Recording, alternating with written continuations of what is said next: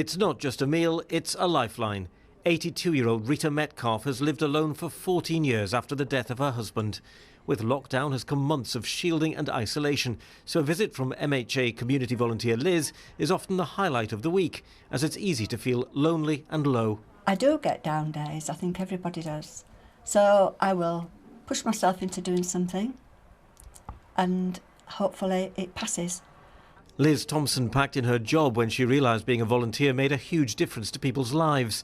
The number of people living alone without support shocked her. This virus, I think, has taught a lot of people that there's a lot of people out there that need help. And I think there's a lot more volunteering, and be it actually going to people's houses to help them or befriending over the phone. I think a lot of the older people now are starting to get a little bit more attention. Isolation is a major factor to health. There is a lot of isolation in this area, and our main focus just in normal times is to combat social isolation. I mean, it's as bad for your health as smoking, that's clinically been proven. It's not just elderly people who are finding lockdown and restrictions tough.